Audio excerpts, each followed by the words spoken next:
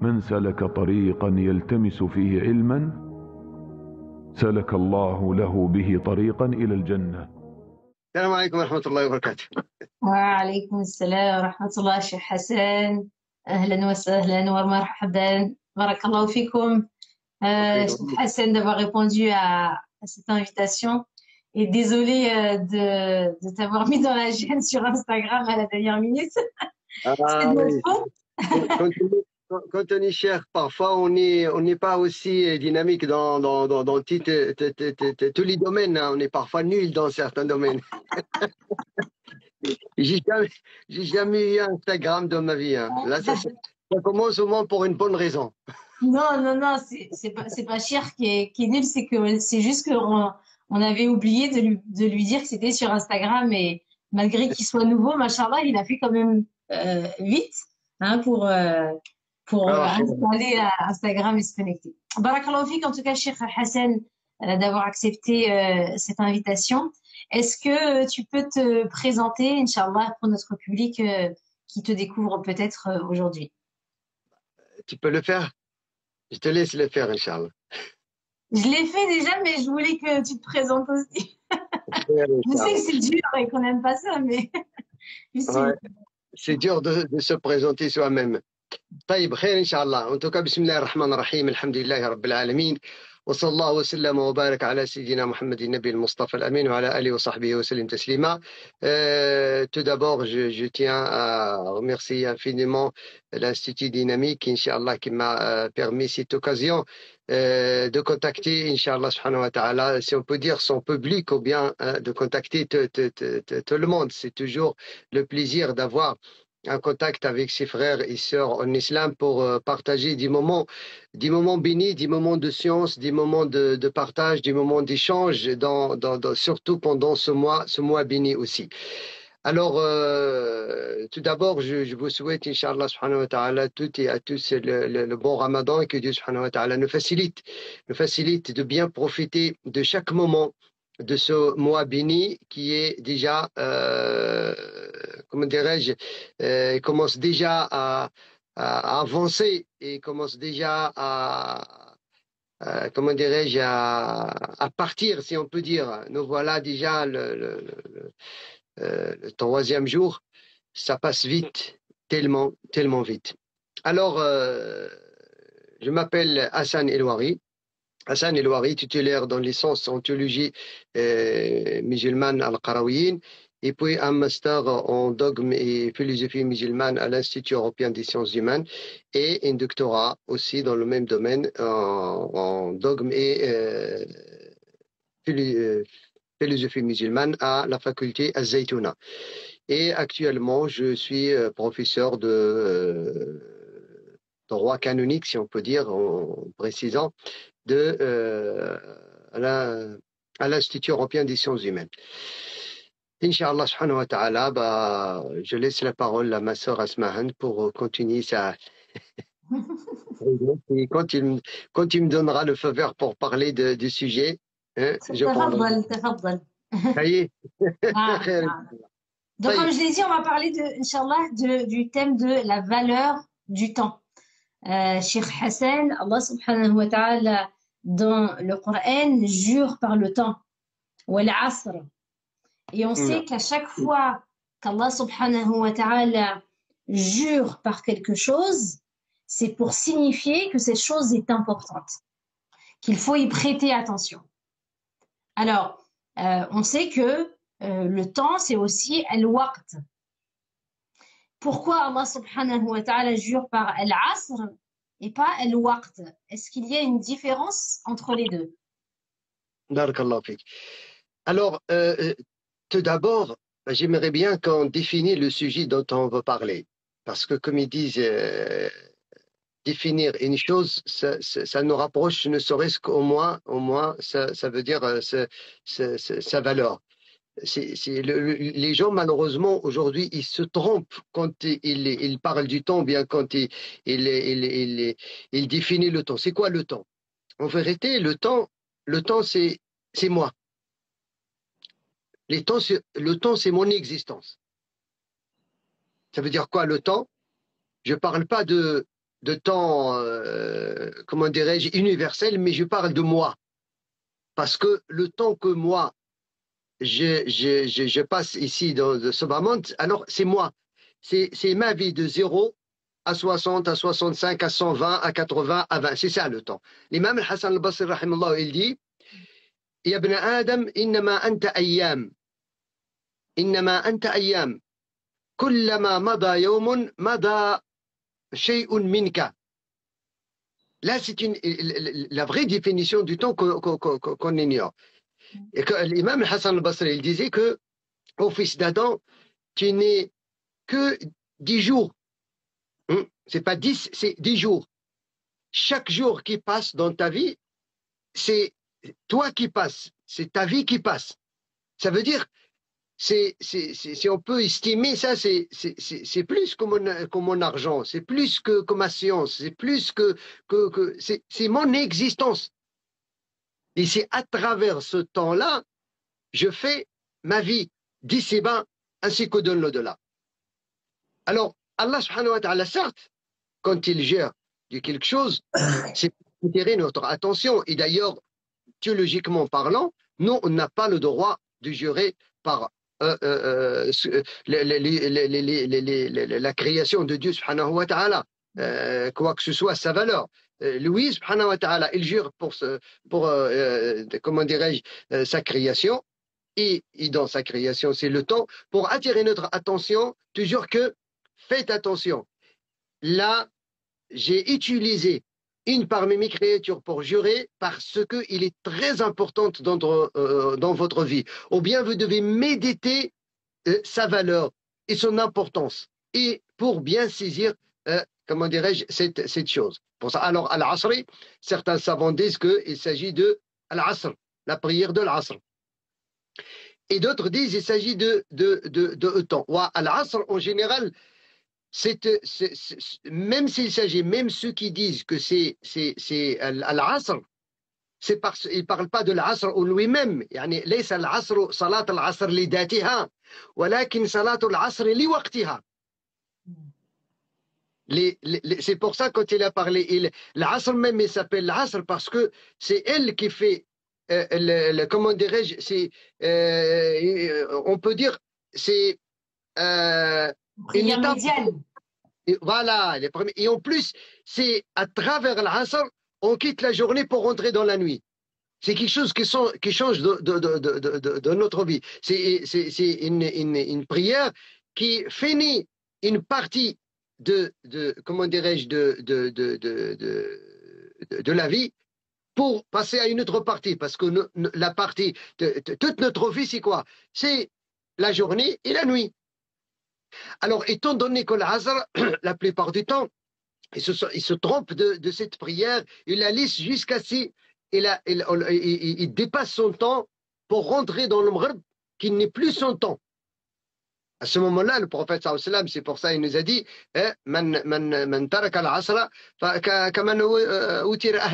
celui qui n'a pas fait la prière de l'Asr. Alors c'est comme s'il a perdu toute sa famille et tout ce qu'il possède. Mais la parole la plus comment dirais-je, répandue chez la majorité des savants, c'est l'Asr en général. Ça veut dire le temps, l'Asr, c'est fatra min al-zaman.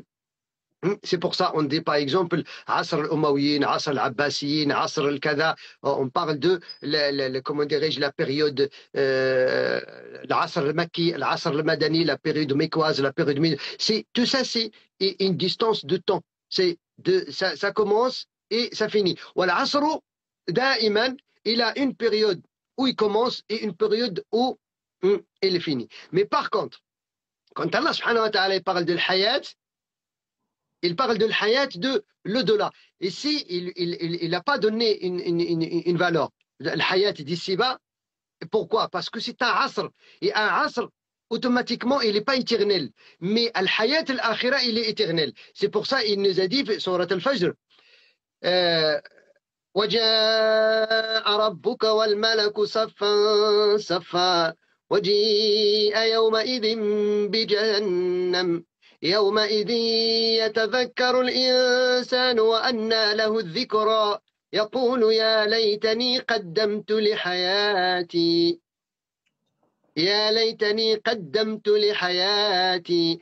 Alors ici, Allah subhanahu wa ta'ala nous dit faites attention, le jour où Allah subhanahu wa ta'ala va venir d'une façon que lui subhanahu wa ta'ala il connaît, il va faire venir les anges, ils vont faire venir la fournaise, l'enfer, et il sera exposé devant tout le monde va la voir. C'est là où la personne elle va dire hélas à moi, j'ai rien devancé à ma vie. Et là-bas, pourquoi le hayat là-bas? Parce que le hayat là-bas, aussi l'appel de le Coran,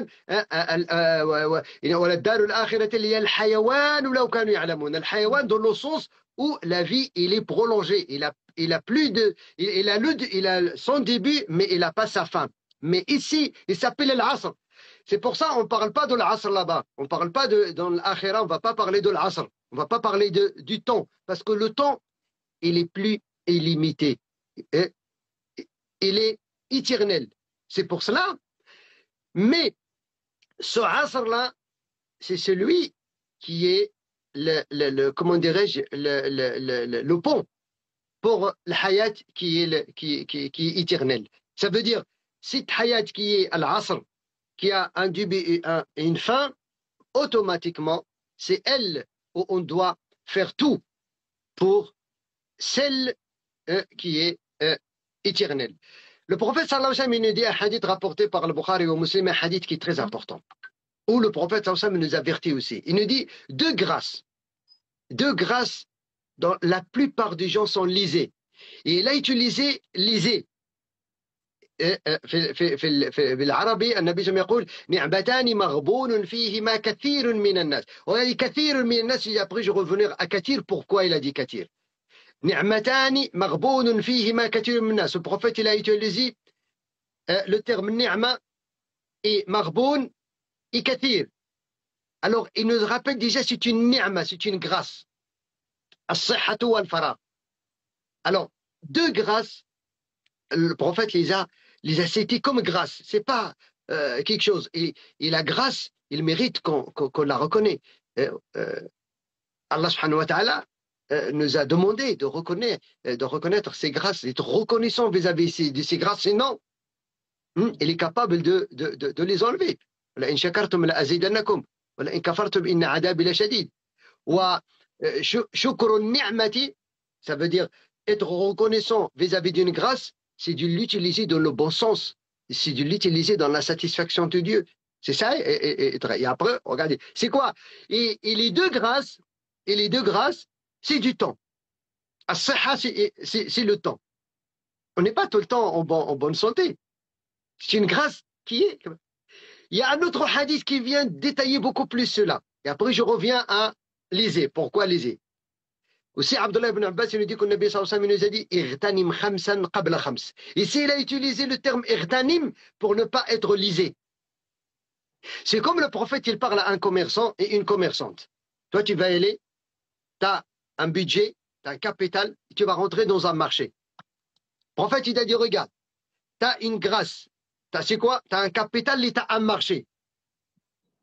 Et le marché, automatiquement, c'est de bon matin jusqu'à la fin de l'après-midi. Et les commerçants, ils vont ranger l'ordre. Celui qui a vendu quelque chose, il a vendu. Celui qui a acheté quelque chose, il a acheté. Regardez, l'imagination, les savants, quand ils ont rentré à parler de cela, le prophète se met dit, regardez, un marché, il y a quoi? Il y a irtanim. Tu vas aller là-bas, tu vas faire quoi? Il t'a dit, irtanim shababaka qabla haramika. Profite de ta jeunesse avant ta vieillesse. Et les cinq que le prophète, il va citer, tous les cinq, ils ont relation avec le temps. La jeunesse, c'est du temps. C'est une période. C'est une période. La personne nous dit, voilà, il est jeune, il a quoi? Entre 18 ans et 40 ans. Ça passe vite. Entre 18 ans et 40 ans, ça passe tellement vite. Et on se pose la question, qu'est-ce que j'ai acquis entre 18 ans et 40 ans?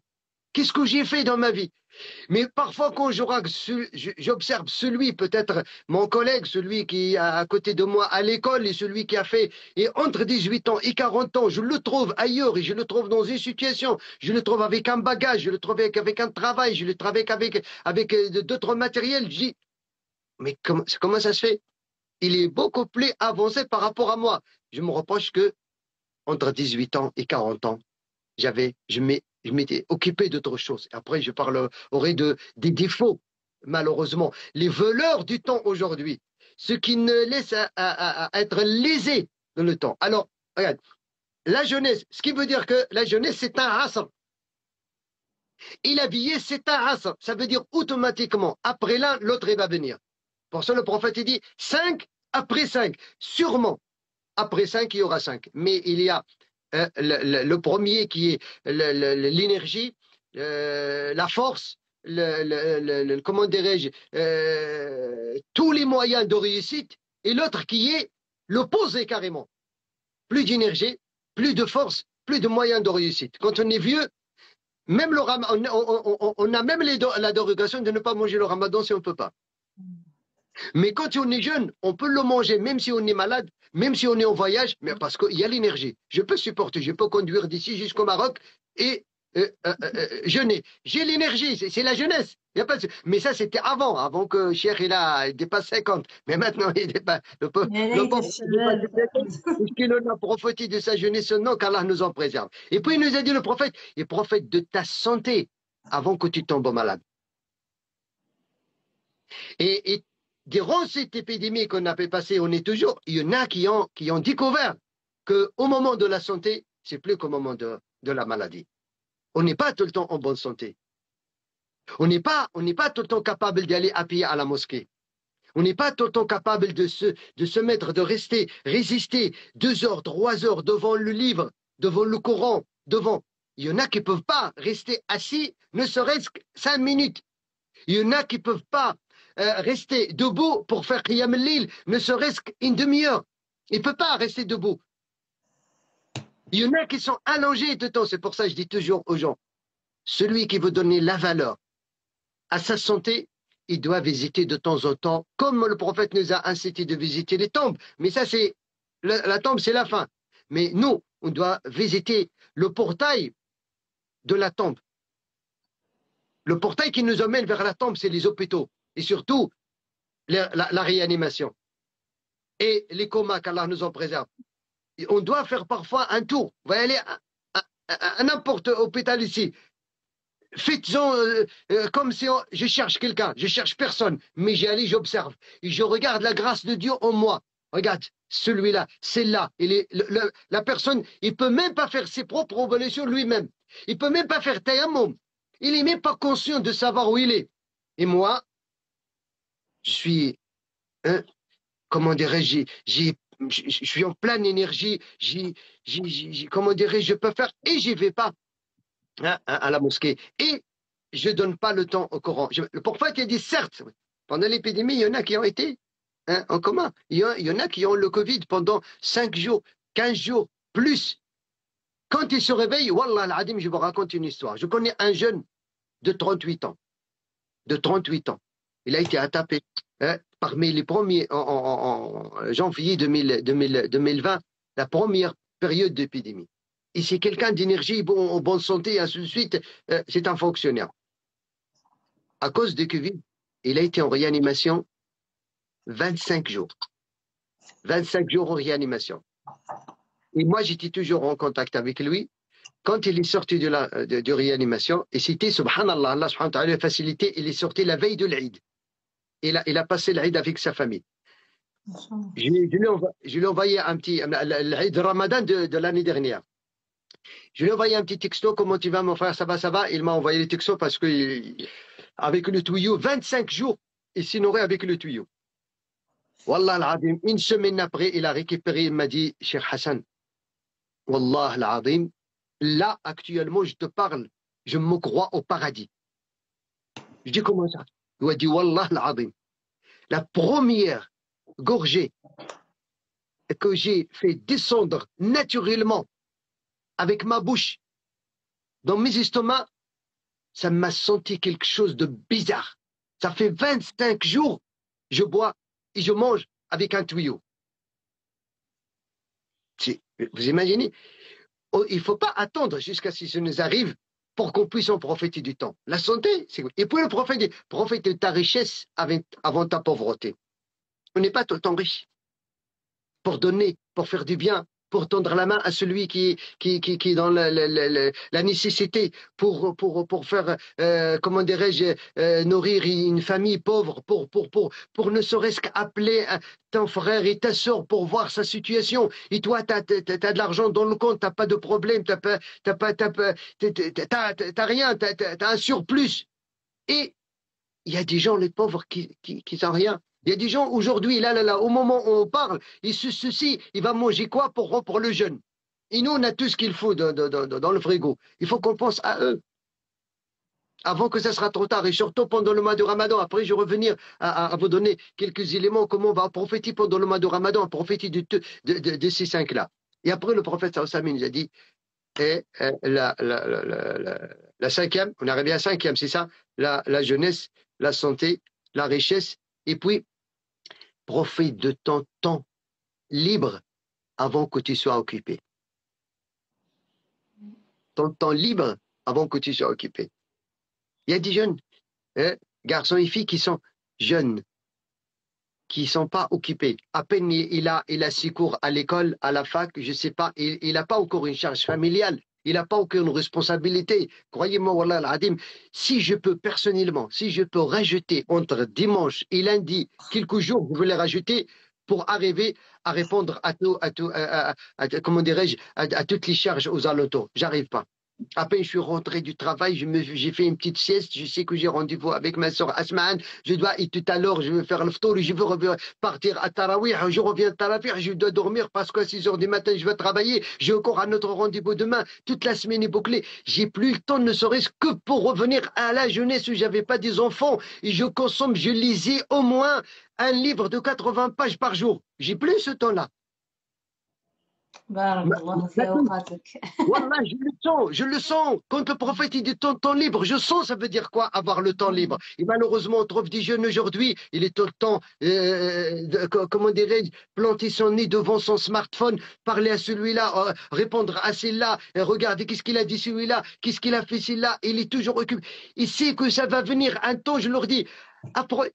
Celui qui n'a pas encore appris le Coran par cœur, il n'a pas à rester avec les gens des heures et des heures durant la journée. Pose la question à toi-même. Tu as pris combien de Coran et le Coran, c'est les messages de Dieu.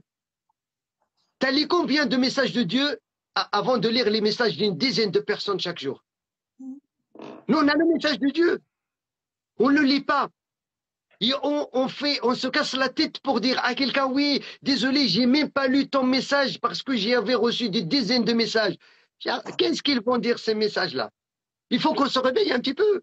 Le message de Dieu, subhanahu wa ta'ala, le prophète qui n'a même pas besoin de l'étudier, Jibril alayhi salam, il descend exprès chaque ramadan pour étudier, c'est pas seulement pour répéter, pour étudier avec lui le Coran. Et nous aujourd'hui, regardez, on passe combien.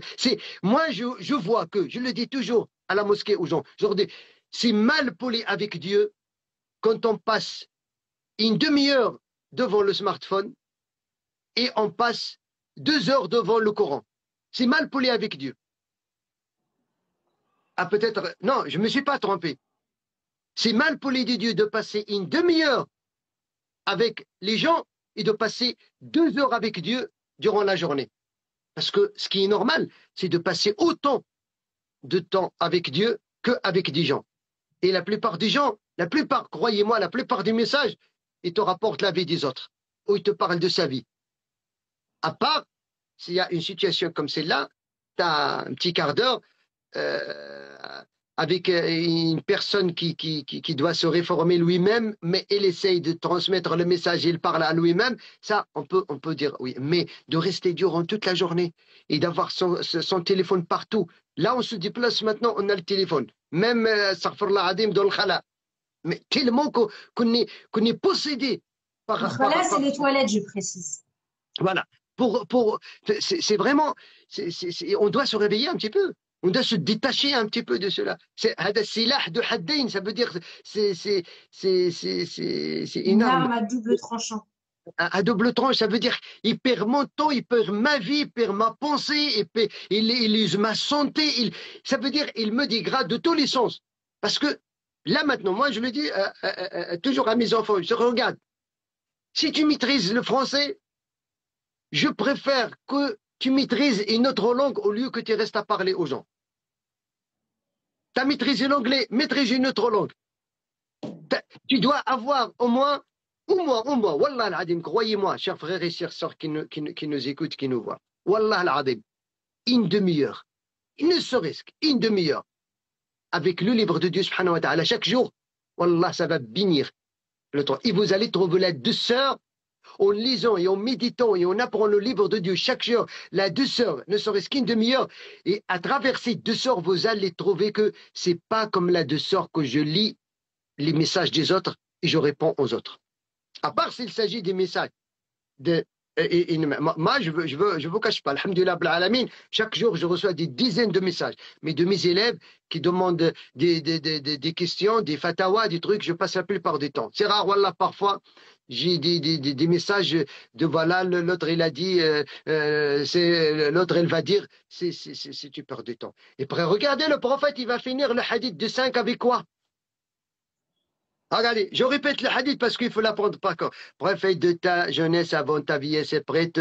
Profite de ta santé avant que tu tombes malade. Profite de ta richesse avant ta pauvreté. Et profite de ton temps libre avant que tu sois occupé. Et profite de ta vie avant ta mort. Il a répété les 4 d'une façon intelligente, le prophète sallallahu alayhi wa sallam. Tout ça, c'est ta vie. Ça veut dire, mais et quoi que ce soit, t'as pas profité de ta jeunesse, alors profite quand même de ta vieillesse. T'as pas profité de ta santé, profite quand même quand tu es malade. T'as pas profité de ton temps, de ta richesse, profite quand même si tu es pauvre. T'as pas profité de ton temps libre, profite même de ton temps, même si tu es occupé. Tant que tu es vivant, alors profite de ta vie avant que tu sois. C'est bon, Allah subhanahu wa ta'ala, il va nous poser la question.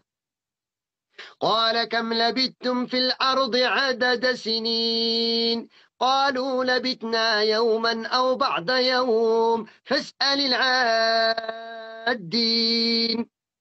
Allah il nous dit, vous avez passé combien dans l'Asr, dans le bas monde? Vous avez passé combien du temps? Nous, il a passé plus de 950. Qu'est-ce qu'il va répondre? J'ai passé une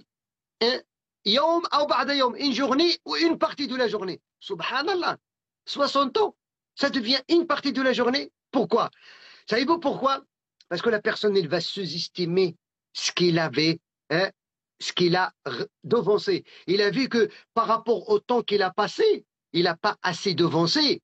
Parce que ce qu'il avait devancé, ce qu'il avait trouvé combien, à peine on peut le faire en une partie de la journée. Mais ce n'est pas en 60 ans. C'est là où la prison. Au point que le prophète, il a dit que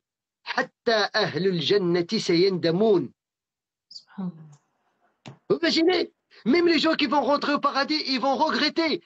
Qu'est-ce qu'ils vont regretter, Rasulallah? Ils vont regretter de passer un temps sans évoquer Dieu subhanahu wa ta'ala. Vous imaginez? ذلك عبد الله بن مسعود كان يقول إني أكره أن أرى الرجل ليس في عمل لا عمل يفيده في دنياه ولا عمل يفيده في أخرى. Abdullah ibn Mas'ud, il dit, moi je déteste de voir une personne qui passe son temps ni dans une chose utile pour sa vie ici-bas, ni une chose utile pour la vie de l'au-delà. Alors, parfois on passe le temps, on dit même un proverbe qu'Allah comment dirais-je, ne pardonne. Viens, on va tuer un petit peu le temps. On va tuer le temps. Ça veut dire on va passer le temps devant. Mais ça ne veut pas dire, à savoir, hein, ça ne veut pas dire que la personne elle va être tout le temps avec le wird, avec salat, avec... Non, mais sa'a wa sa'a. Mais il faut être fatigué dans l'adoration pour être allégé avec sa famille, parce que le moment aussi qu'on passe avec sa famille, on partage le moment avec, même si on n'est pas en pleine adoration, mais le fait de faire plaisir à sa famille, de passer quelques moments avec, de parler des choses de madame, de leurs études, de leur avenir, de tout ça, c'est avec aussi, ça veut dire ses frères et sœurs, on parle parfois de certaines choses qui sont intéressantes dans notre vie. Ça aussi du temps. C'est pour ça Allah subhanahu wa ta'ala, il dit à Nabi sallallahu alayhi wa sallam, فَإِذَا فَرَغْتَ فَانْصَبْ. Ça veut dire il n'y a pas le faragh.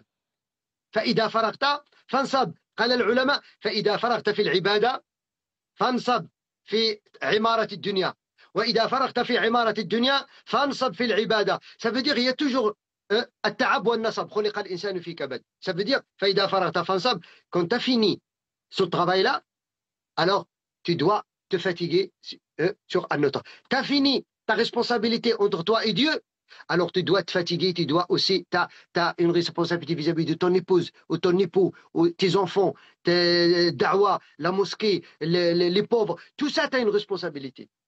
Tout ça, tu as une responsabilité. Alors, tu as fini ton travail où tu as gagné de l'argent, alors tu dois te fatiguer sur un travail où tu vas éduquer tes enfants, tu vas être avec ta famille, tu vas lire le message de ton Seigneur, tu vas faire ton devoir vertical, et ainsi de suite. Alors, je reviens, Abdullah ibn Mas'ud, le prophète qui nous dit نعمتان مغبون فيهما الغبن في اللغة يقال للتاجر الذي اشترى تجارة بثمن وأنفق عليها ثمنا وباعها بأقل ما اشتراها. هذا هو المغبون. Ça veut dire quand une personne a acheté, un commerçant a acheté un produit supposons il a acheté un produit à 10 euros. Il a dépensé pour le déplacer, pour l'embellir, pour sa propreté, pour le placer dans sa boutique, il a dépensé 3 euros. Ça veut dire, en vérité, il a acheté à 13 euros. Hein, les charges et le prix. Puis il l'a gardé quelques jours en attendant qu'un acheteur va venir. Et les jours stockés, c'est de l'argent. Mais malheureusement, ce vendeur, il a vendu ce produit-là à 8 euros. Celui-là, le marboul. Il a acheté à 10 euros, il a dépensé 3 euros, il l'a supporté plusieurs jours, il l'a vendu à 8 euros. Il a perdu son argent, il a perdu son énergie, il a perdu son temps. C'est ça le marboul. Ça veut dire quand Allah te donne la santé, et toi tu utilises cette santé pour unir cette santé, tu veilles toute la nuit devant ton téléphone, devant la télé, tu as usé ta santé. Tu l'as usé. Allah, il te l'a donné. Il te l'a donné en pleine énergie. Il te l'a donné, tu raisonnes. Il te l'a donné. Et toi, ce qui consomme, ce qui perturbe la raison. Allah, il t'a donné cette santé. Il t'a dépensé ton argent, ton énergie pour user ta santé. Et tu seras responsable le jour dernier. Allah, il t'a donné le temps. Il t'a donné le temps. Ça veut dire tu as un petit peu de temps que les autres, ils n'ont pas. Tu as un temps pour apprendre le Coran, pour méditer le Coran, pour lire la science, pour enrichir. Moi, je dis toujours aux célibataires, apprends ce que tes enfants, ils auront besoin demain. Si toi, tu n'as pas besoin, mais apprends, tes enfants, ils auront besoin demain. Ton enfant, il va te poser la question demain, si tu n'es pas encore marié, mon frère et ma soeur. Mon frère, comment je règle ma prière? Est-ce que tu sais lui répondre? Comment acquitter ma zakat le jour où je travaille? Est-ce que tu peux le répondre? Tu as le temps pour l'apprendre aujourd'hui. Alors, lisez. Ça veut dire, vraiment, c'est quelque chose qui est un petit peu étrange. On n'accepte pas. Le commerçant, qu'est-ce qu'il fait? Quand il se sent lésé une fois, ça ne se répète plus. Pourquoi? Parce qu'à la fin de la journée, il doit faire sa recette. Y compris le capital et comment dirais-je, le bénéfice et les charges. Alors c'est nous, la même chose. C'est pas encore trop tard, mais il faut qu'on se réveille pour qu'on puisse, comment dirais-je, profiter de notre temps assis. Et après, quand je dis Allah subhanahu wa ta'ala a juré, il a juré par toutes les périodes du temps. Il a juré par l'aube, au duha. Il a juré par la journée, au nahar. Il a juré par la nuit. Ça veut dire, c'est ça les périodes Allah, il a juré pour tout ça pour nous dire. Et là, il y a toujours un verset qui m'interpelle beaucoup, moi, quand je le lis. Dans Surat Al-Furqan, Allah subhanahu wa ta'ala dit تبارك الذي جعل في السماء بروجا وجعل فيها سراجا وقمرا منيرا وهو الذي جعل الليل والنهار خلفة لمن أراد أن يذكر أو أراد شكورا. Et après, il a cité une catégorie de personnes. mais après cette introduction. Peut-être on aura une autre occasion de parler de la catégorie que Dieu citait, c'est Ibad al-Rahman. Il dit Tabarak alladhi ja'ala fi as-sama'i burujan wa ja'ala fiha sirajan wa qamaran munira. Pour calculer le temps, c'est les phases de la lune et le soleil qui se lève et se couche. Et qu'est-ce qu'il a dit Allah subhanahu wa ta'ala à travers cela? Calculer le temps. Il a fait l'alternance entre la nuit et la journée. À qui? À qui, chers frères, chères sœurs? À qui? À qui il a fait ça? Liman arada an yadhakkara, à celui qui veut se rappeler et qui soit reconnaissant vis-à-vis de son Seigneur. Parce que chaque jour qui se lève et son soleil se couche, il ne revient pas jusqu'au jour dernier devant Allah, il va témoigner de ce que tu as fait. كما قال كذلك كما جاء في الأثر أن النبي صلى الله عليه وسلم بعدهم قال هو أثر أنه كل يوم تطلع فيه الشمس ينادي عليك يا ابن آدم إنما أنا يوم جديد وفي حياتك جديد فافعل فيما تشاء فإني لن أعود إلى يوم القيامة. Chaque journée, il nous appelle. Oh, fils d'Adam, je suis une nouvelle journée dans ta vie qui va diminuer un petit peu de ton âge. Alors, fais ce que tu veux de moi. Si je pars, je reviens jamais. Que le jour dernier pour témoigner, qu'est-ce que tu as fait de moi? فما بكت عليهم السماء والأرض وما كانوا منظرين. سورة الدخان. فما بكت عليهم السماء والأرض وما كانوا منظرين. Il y a des gens qui vont mourir, ni le ciel, ni la terre va les pleurer. Parce qu'ils ont fait que du mal. Ils ont fait que du peur dans leur temps. Ils n'ont pas profité de ce temps. Hein, c'est automatiquement. Alors, pour finir, peut-être, je ne sais pas, il m'a donné combien de temps, ma sœur Asma'an. Je sais, chers frères, chères sœurs, que le jour dernier, aucun parmi nous n'avancera aucun pas devant Allah sans qu'il réponde à ces questions, ces 4 questions. Ta jeunesse, qu'est-ce que tu en as fait? Allah te posera la question dans cette jeunesse. Il t'a donné cette jeunesse, t'a donné l'énergie, t'a donné le temps. Qu'est-ce que tu as fait de cette jeunesse? لن تزول قدم عبد يوم القيامة حتى يسأل عن 4. Personne ne devancera aucun pas. Oui, c'est vrai, Allah, il va la prière, tout ça, mais il va être en particulier ta jeunesse. Comme ça, on va voir ça veut dire. Ma jeunesse, oh, ma Seigneur, et tout le monde, j'ai 5000 abonnés dans mon Facebook, j'arrive pas à répondre à tout le monde. Et j'ai passé tout mon temps à répondre aux gens. Et à liker celui-là, et à liker celle-là. Malheureusement, il y a des jeunes aujourd'hui qui passent toute la journée à faire comme ça. Il a autant j'ai fait autant de vidéos pour faire rigoler, pour importer des informations qui sont inutiles. J'ai fait tout j'ai historisé, si on peut dire, éternisé toute ma vie. Là où je me déplace, je me fais des photos pour les envoyer à mes... C'est du temps qui sert à rien. Qui sert à rien. Il y en a aujourd'hui, c'est pour ça que je leur dis, et j'utilise, ça veut dire cette occasion, barakallahu fik ukhti Asma'an, d'appeler les gens, s'il vous plaît, arrêtez de faire des photos à votre ftour et de les diffuser dans les Facebook. Il y a des gens qui n'arrivent même pas à trouver de quoi manger et vous faites. Arrêtez de montrer aux gens ce que vous mangez au sein de votre famille. Arrêtez de diffuser votre propre famille dans le Facebook. Là, le Facebook, c'est pour lire quelque chose, un bon commentaire, un hadith, et écouter un dars. C'est pas pour sa vie privée. La vie privée, il doit être privée. Les gens, ils passent une demi-heure, 1 heure après, tout le ftour qu'il a préparé dans la cuisine, il la diffuse. C'est la honte. Pourquoi je veux montrer aux gens ce que je veux manger? Pourquoi je veux montrer aux gens comment je vis de ma famille? Je suis parti en touriste. Pourquoi je veux montrer aux gens, j'étais là, j'ai fait ça? Il y a des gens qui n'ont pas de quoi manger au lieu de faire le tourisme. Et moi, je leur diffuse là où j'étais. Ça, je peux le faire à ma propre famille. Pour qu'ils sachent où je suis, ainsi de suite. Mais pour le diffuser à tout l'univers, pourquoi?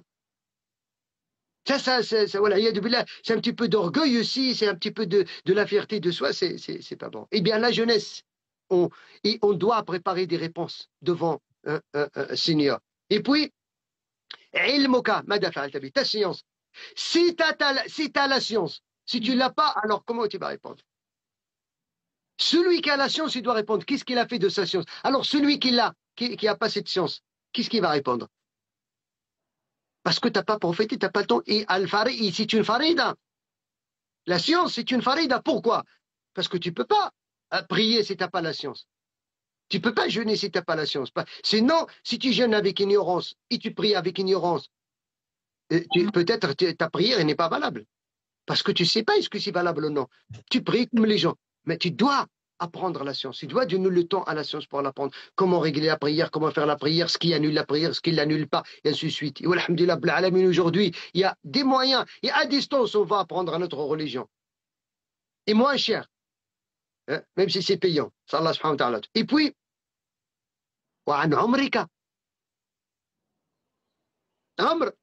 Allah, il va te, en particulier la jeunesse et en général, toute ta vie.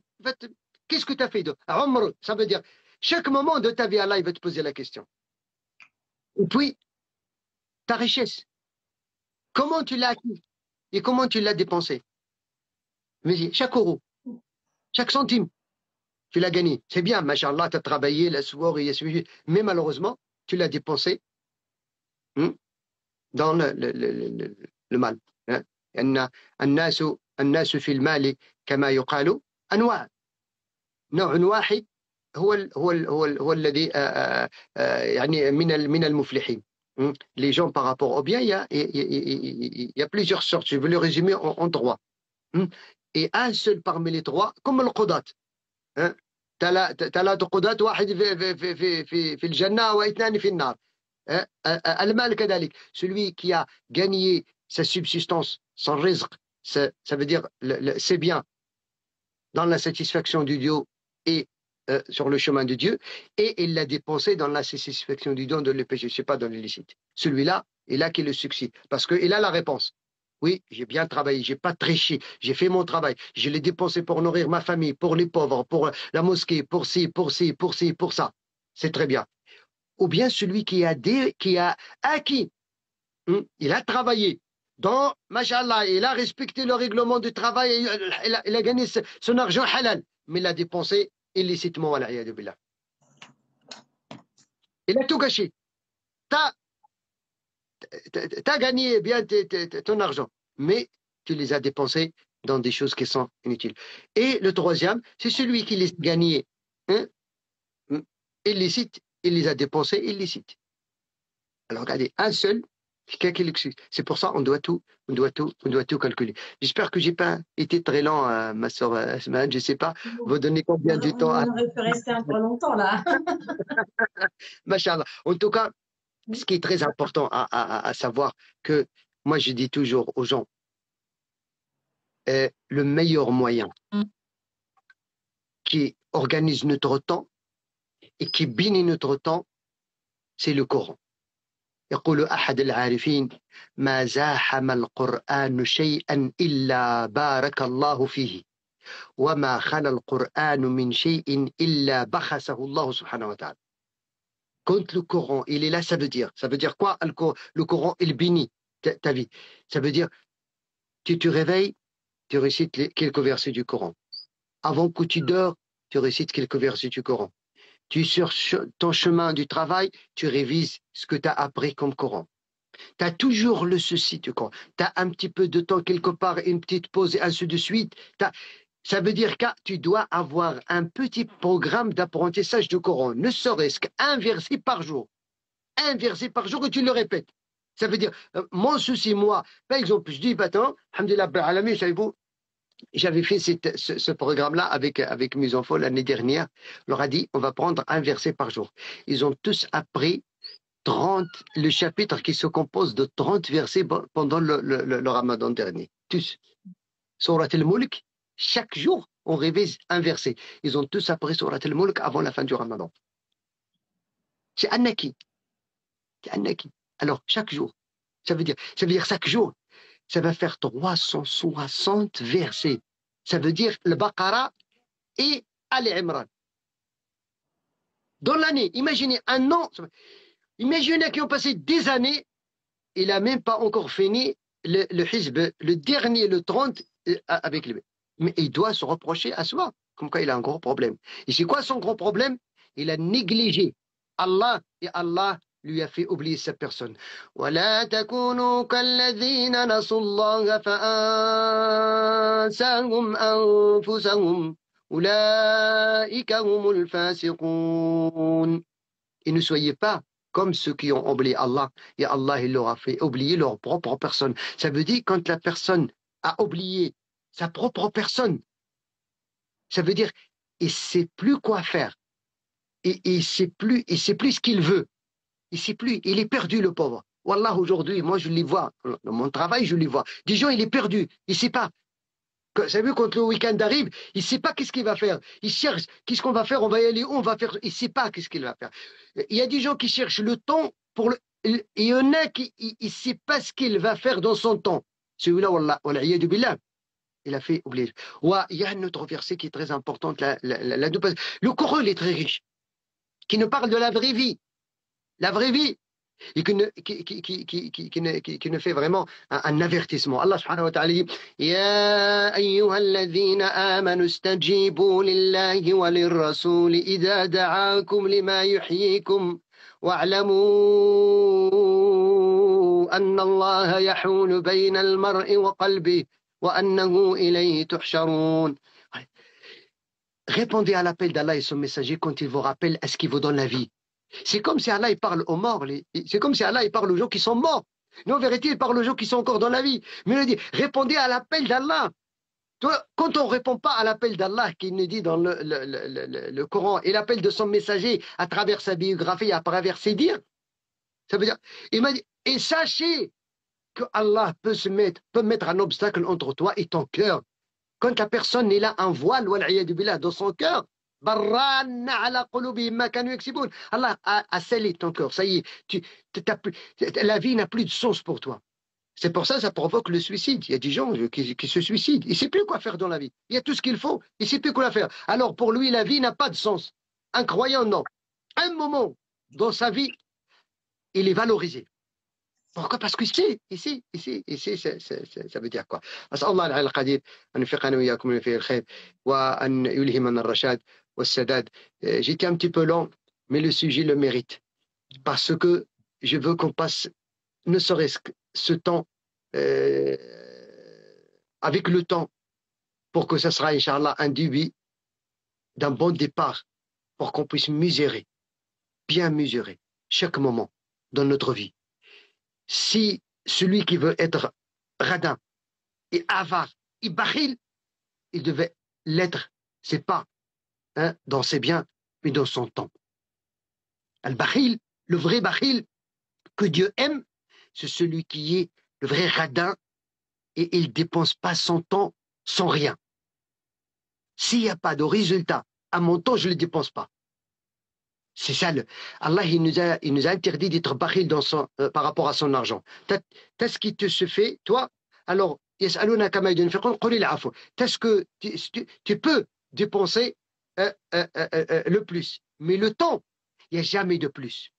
Il n'y a jamais de plus dans ton temps. Alors là, je vous invite à être vrai radin. Quand quelqu'un vous appelle pour vous embêter pour un détour, trouvez n'importe excuse. La seule excuse que vous pouvez trouver, excuse-moi, je suis occupé. Et tu mens pas. Tu es occupé parce que tu es en train de lire un livre, tu es avec ta famille, tu es en train d'écouter un dars étude. Tu mens pas. Tu sais qu'il va t'embêter. Des questions, des dires et des machins, qu'est-ce que je ne réponds pas. Et je suis occupé. Et je ne mens pas. Et je suis radin. Parce que le temps, c'est mon capital de la vie. Et je finis avec, sachez qu'on est des bijoux allumés. Et quand un bijou il est allumé, un jour, il va s'éteindre. Alors un jour, on va s'éteindre. Et on ne sait pas la vitesse de cette flamme, parce que chacun a sa vitesse. Peut-être et aussi la longueur de ce bougie. Je parle de bougie. La longueur du bougie peut être 40 ans, 60 ans, je ne sais pas. Et il va s'éteindre. Personne ne connaît la longueur comment dirait, de ce bougie. Mais il est allumé. Et quand il est allumé, alors un jour il va s'éteindre. alors c'est comme ça notre vie. أسأل الله العقاد يوفقنا للوقت لاستغلال وقتنا فيما يرضيه. Je remercie encore infiniment Dynamique Institut et je suis désolé pour le départ qui n'était pas à l'heure, mais machallah, je vois que on est presque déjà dépassé 1 heure. Alhamdulillah Rabbil Alamin, qui nous a facilité de passer 1 heure dans son évocation et dans l'échange avec nos frères et nos sœurs. Et je ne sais pas si alors, s'il y a l'échange, il y a encore un petit peu de temps avant le Maghrib, et je suis là pour vous et à votre service, Inch'Allah subhanahu wa ta'ala. Si vous avez des questions, les sœurs, les frères, Cheikh Hassan Barakallahu Fik pour cet excellent rappel. En attendant quelques réponses, quelques questions plutôt. Quel conseil, Cheikh Hassan, est-ce que tu pourrais donner à quelqu'un qui a cette mauvaise habitude, en sachant que beaucoup l'ont, de se réveiller avec le smartphone dans la main, d'aller à la salle de bain avec le smartphone, d'aller aux toilettes avec le smartphone, d'avoir le smartphone tout le temps dans la poche. C'est comme une troisième main en ce mois béni de Ramadan. Quel conseil tu pourrais leur donner? Tu as déjà donné tous les conseils, mais on va dire que c'est une maladie. Hein, c'est une maladie, c'est une véritable maladie qui brûle notre temps. Quel conseil tu pourrais leur donner? Je peux le dire tout simplement. Vous êtes en train de nourrir un voleur qui vole votre vie. Il faut être conscient. Vous êtes en train de nourrir et d'accompagner un trompeur qui trompe votre vie. Vous êtes en train de nourrir un démon visible. Tout simplement, c'est un démon qui est visible. Le démon invisible, on dit il disparaît, mais le démon visible, c'est nous qui le nourrissons. C'est pour ça, je leur dis, c'est bien. Je ne parle pas de l'appareil en elle-même. L'appareil en elle-même, on l'a utilisé, alhamdoulilah, il a été utile là maintenant pour avoir le contact avec vous. Mais il faut que cette façon diabolique dont on a utilisé ça veut dire on utilise cet appareil, on doit la changer. On doit la changer. Le téléphone, il sert à 3 choses. Je crois que celui qui utilise cet appareil pour plus que 3 choses, il ne sait pas l'utiliser. Le téléphone, on l'utilise pour appeler quelqu'un, de savoir est-ce qu'il est bien rentré, est-ce qu'il est bien arrivé, est-ce qu'il est bien de notre famille, de sa soirée. On peut faire du bien aussi, appeler sa famille, appeler pour savoir de ses nouvelles et ainsi de suite. Qui fait du hasanat. Le téléphone, c'est une grâce de Dieu subhanahu wa ta'ala à travers laquelle aujourd'hui, où je peux savoir c'est à quelle heure ma prière. Où je dois savoir c'est comment je peux apprendre l'adkar de sabah et de masa. Cette application, il doit être là-bas. Et aussi, c'est cet appareil, c'est à travers lequel je fais du bien, c'est pas du mal. Je dois faire du bien, c'est pas du mal. C'est une grâce de Dieu subhanahu wa ta'ala qui m'a donné. Il m'a donné pour faire du bien. Avec ça, je peux faire un appel à mes frères parce que je connais une famille qui est dans le besoin. Comme dirais-je, il y a alhamdoulilah l'application pour apprendre le Coran et l'écouter et répéter d'une façon qui est bien récitée. Et ça veut dire je peux rendre ce démon un ange qui m'aide à profiter de mon temps, qui m'aide à évoluer, qui m'aide à augmenter ma foi, qui m'aide à bien lier ma relation avec Dieu, et avec ma famille et avec ma connaissance. C'est comme ça on doit se comporter avec comment dirais-je, le Coran. C'est avec cet appareil. Cet appareil, comme je dis tout à l'heure, c'est un arme avec 2 tranches. Soit il va me couper, il va me dégrader, il va me gâcher tout, soit il va m'évaluer, il va faire beaucoup de choses. Sachez qu'il y a des gens que je connais personnellement qui ont appris beaucoup de versets coraniques et beaucoup de hadiths dans leur temps, pendant la pause de leur travail, à travers cet appareil. Je connais des gens que l'adkar du matin et du soir, ils le font sur le chemin avec ce smartphone. Et quand il retourne, il revient le soir, avant qu'il dorme, c'est cet appareil. Il n'a plus besoin d'allumer la lumière. Voilà, regardez, mettez adkar sabah il masa, tu vas te trouver, tu es béni. Mais, et surtout pendant le ramadan, moi je vous conseille une chose. Faites-en une uzla, de Nas. Elle accepte sa famille. Essayez de faire, comment dirais, prendre une distance avec les gens. Parce que là, on est le mois du Ramadan et un parmi les savants, il a nommé, j'ai bien admiré, j'ai bien aimé, il a nommé Shahr Ramadan, il a dit Wa Shahrul Ahrar. C'est le mois des gens qui sont libres, qui ne sont pas dominés. Hein? Ils ne sont pas dominés ni par le smartphone, ni par la télé, ni par. Ils sont libres. Pourquoi? Parce que tant qu'ils sont libres de nourrir leur corps avec les besoins vitaux, ils sont aussi libres de prendre la bonne décision pour changer leurs habitudes.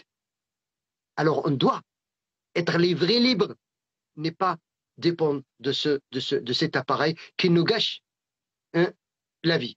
Il faut seulement le tourner de l'autre page, l'autre phase, où il va embellir notre vie. Comme j'ai dit, on peut trouver deux personnes, leur smartphone devant eux. C'est beau. Moi, par exemple, dans mon travail, je constate toujours cela. Je travaille sur Hanadim, mais je le constate exprès. Je passe devant deux personnes. Une personne, je le trouve, subhanallah, est en train de lire un livre dans son smartphone. Et une personne qui est en train de chatter et de jouer. Je dis, subhanallah, regarde, le même temps, le même appareil, mais ce n'est pas avec la même mentalité. Ce n'est pas avec la même gestion. C'est la même chose. Et croyez-moi, chers frères et chères sœurs, Allah, il nous dit même dans le Ramadan, c'est là je l'ai oublié. أياما معدودات يا أيها الذين آمنوا كتب عليكم الصيام كما كتب على الذين من قبلكم لعلكم تتقون أياما معدودات. Déjà le Ramadan, afin d'atteindre la piété, il a été prescrit pour atteindre la piété. أياما معدودات, quelques jours bien comptés. Comptés. Voilà, il reste 27 jours. Il dit déjà 3. C'est passé. Déjà 3. Ils sont où les 3? Celui qui veut changer sa vie, il demande qu'est-ce qu'il a fait hier. Je prends un stylo tout à l'heure. On va finir la conférence, Inch'Allah, tout à l'heure. Prends un stylo et une feuille, mon frère, ma soeur. Réponds à cette question. Supposons que tu es devant Dieu, là, aujourd'hui. Et il va te poser la question, qu'est-ce que tu as fait hier? Regarde, qu'est-ce que tu as fait hier? Réponds à toi-même. Si tu trouves que ce que tu as fait, tu as lu ton wird dans le Coran, tu as fait ton adkar de sabah et de masa, tu as fait ton tarawih, tu as bien jeûné comme il se doit, tu as rajouté un petit peu de science. Très bien. Tu n'as pas fait ça, alors sache que tu as désobéi ta journée, et que tu as désobéi ton ordre, et que tu as désobéi à ta jeunesse, et tu as désobéi à ton âge, et tu as désobéi à ta mission dont Allah t'a créé. Tout simplement. Il faut qu'on soit clair et net avec soi. Barakallahu fikum wa ahsan ilaykum, Inch'Allah. Barakallahu fik, Cheikh Hassan. Il y a encore deux petites questions.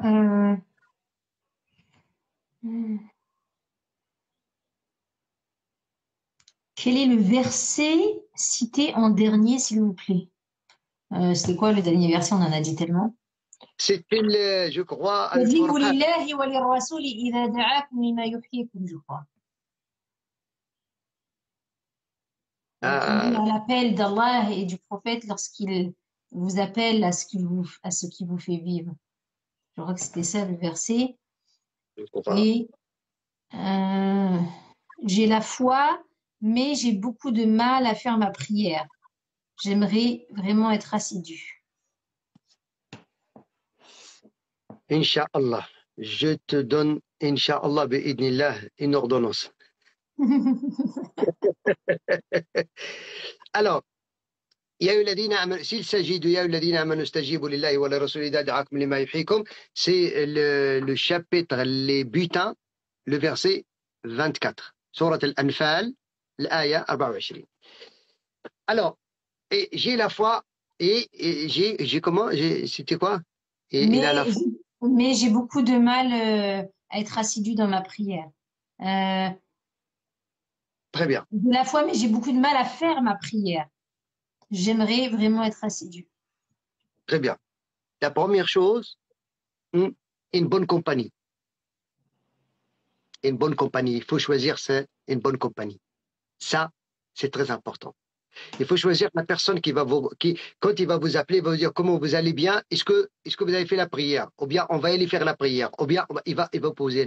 Al-Hassan al-Basri rahimahullah كان يقول اسحبوا من تذكركم رؤيته بالله.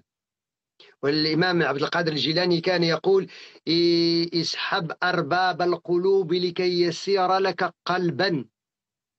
Imam Hassan dit, fréquentez les gens qui vous rappellent Allah subhanahu wa ta'ala. Et l'imam Abd al-Qadir al-Jilani dit, celui qui veut un sacré cœur, il doit fréquenter ceux qui ont des grands cœurs. Quand on fréquente les minimes, on sera toujours minime. Ça, c'est important. Et puis, la deuxième chose, عليك يا أختي أو عليك أخي تحديد ورد ملزم في النهار ولو قليل. Ne serait-ce que tu dois dire, je dois être assidu à ça. Et ça va travailler, Inch'Allah, ton cœur. Bi'idhnillah subhanahu wa ta'ala, il va l'améliorer. Ne serait-ce que 10 fois astaghfirullah al-azim, 10 fois la ilaha illallah, 10 fois salat al-nabi la journée et les 10. Vous allez trouver, au bout d'un 15 jours, 2 mois, tu vas trouver que 10, ça ne suffit pas. Le cœur, il va demander plus. C'est comme comment dirais-je, le sable. Quand on verse de l'eau, il demande encore plus. Il demande encore plus. Il demande jusqu'à ce qu'il donne une verdure. Et s'il y a la verdure, il demande encore de l'eau. Parce que c'est avec de l'eau, on garde la verdure. C'est comme ça. Et puis, comment dirais-je, le contrôle de soi. La troisième chose, le troisième médicament, le contrôle de soi. Peut-être vous connaissez hadith Handala. Handala, il est venu chez Abu Bakr, Abu Bakr lui a dit, je suis un hypocrite. Je vous donne le sens de hadith. Il lui a dit, je me sens un hypocrite. Handala, c'est un grand compagnon. Abu Bakr lui a dit, mais comment ça que il lui a dit, quand je suis avec le prophète, qu'on est à la mosquée, le prophète nous parle, on se sent la foi qui augmente et ainsi de suite. Et c'est comme si le paradis, il est à 2 doigts de nous. Et quand on quitte la mosquée, on travaille, machin, on se sent un petit peu, ça diminue. Abu Bakr lui a dit, bah, moi aussi c'est la même chose. Ils sont partis voir le prophète sallallahu alayhi wa sallam. Et le prophète sallallahu alayhi wa sallam, il a été réjoui de ce qu'ils ont dit, mais il leur a dit, ne dites pas que vous êtes hypocrite, mais plutôt vous avez un bon contrôle de soi. Les compagnons, ils contrôlent ces situations. Quand je sens que j'ai un problème dans mon cœur, au lieu de rester devant la télé, je vais faire mes ablutions et prendre mon wird et je nourris mon corps parce qu'on a un gros problème, nous. Savez-vous, nous, on fonctionne de 3 dimensions. On est, si on peut dire, on a un triple composant. L'être humain, il a un triple composant. Et il y a le côté matériel, et malheureusement, on fait tout pour ce côté matériel.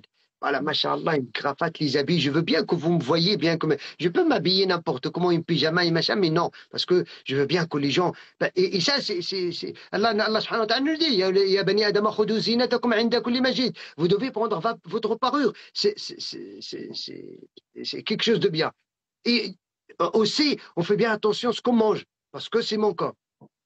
Mais on ne fait pas attention à notre âme, à l'esprit, on ne le nourrit pas assez. On ne lui donne pas sa nourriture. Et sa nourriture, c'est la prière. Et sa nourriture, c'est comment dirais-je, le message de Dieu. Regardez comment Allah subhanahu wa ta'ala, dans Surat al-Zumar, il a considéré le Coran. وكذلك أوحينا إليك روحا من أمرنا ما كنت تدري ما الكتاب ولا الإيمان ولكن جعلناه نورا نهدي به من نشاء من عبادنا وإنك لتهدي إلى صراط مستقيم وكذلك أوحينا إليك روحا من أمرنا. L'imam Tar ibn Ashur dans Tahrir wa Tanwir, il a dit, Allah il a utilisé la métaphore ici pour nous dire que la révélation est une âme qui complète l'âme du souffle. Nous, on a l'âme du souffle de la vie. Et un ange vient, il souffle dans le fœtus. Et Allah a soufflé dans Adam. Comment, on ne sait pas comment le souffle il est, c'est pas le sujet. Hein? Mais nous, on a reçu le souffle d'Allah à travers les anges. Allah, il nous a dit alors, si vous voulez que ce souffle, que cette âme du souffle soit embellée, soit complète, se réforme tout le temps, il faut la nourrir avec l'âme. Hein? L'ordre. Une autre roh de Dieu vient de Dieu, l'ordre de Dieu qui est le Coran. Wallahi al-azim, comme a dit l'imam Hassan al-Basri, لو سلمت قلوبنا ما شبعنا من كلام ربنا.